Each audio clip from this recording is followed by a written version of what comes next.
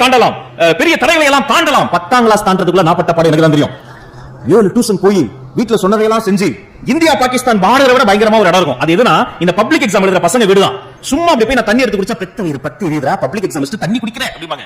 ஒரு தீவிரவாதி மாதிரியே எங்க அம்மா அப்பா என்னை பாத்துக்கிட்டே இருப்பாங்க. 7 டியூஷன் அனுப்புனாங்க, எக்ஸாம் வந்து எழுதுனேன். இப்பெல்லாம் நீங்க ஆசீர்வதிக்கப்பட்ட குழந்தைகள் எல்லாம் 600 மார்க் எழுதுறீங்க. நான் எழுதப்பலாம் 1200 மார்க் எழுதுறாங்க. போய் ப்ரௌசிங் சென்டர்னு ஒன்னு இருந்தது, அதெல்லாம் அழிஞ்சு போச்சு டைனோசரஸ் மாதிரி. சைக்கிள் எடுத்து பெடல் போட்டு போய் ப்ரௌசிங் சென்டர்ல போய் ரெஜிஸ்ட்ரேஷன் நம்பர் கேட்டா கெட் அவுட் வெளில போ அப்படின்றார். ஏன் சார்? ஷூ போய் கழட்டிட்டு வா, கம்ப்யூட்டருக்கு வைரஸ் வரும்னாரு. ஏன் ஷூல இருந்தா அந்த கம்ப்யூட்டர் வைரஸ் வருமா? சரி கழட்டிட்டு உள்ள போய் ரெஜிஸ்ட்ரேஷன் நம்பர் கொடுத்து ரிசல்ட் வாங்கின உடனே மேக்ஸ்ல பாஸ் ஆன்னு பார்த்தேன். ஏன்னா எனக்கும் மேக்ஸ்க்கு ஒரு பரம்பரை தகராறு, செட் ஆகாது. 200க்கு 90 மார்க் வாங்கினா பாஸ், 200க்கு நான் ஜஸ்ட் 92 ஜஸ்ட் பாஸ். பரவாயில்ல, குலதெய்வத்துக்கு ஒரு கும்பிட போட்டு 4 முடிச்சு பாக்கெட் வச்சுட்டு சைக்கிள் எடுத்துட்டு ஆத்தா நான் பாஸ் ஆயிட்டேன்னு சொல்லலாம் சந்தோஷமா வீட்டுக்கு சைக்கிள் போட்டு வரேன். என் பக்கத்து வீட்டு பையன் வாசல்ல முட்டி போட்டுருக்கான், கூட சேர்ந்து பிளஸ் 2 எழுதுனவன். என்ன மாப்பிள்ள முட்டி போட்டுருக்க அப்படின்னு அவன் சொன்னா, இல்லனா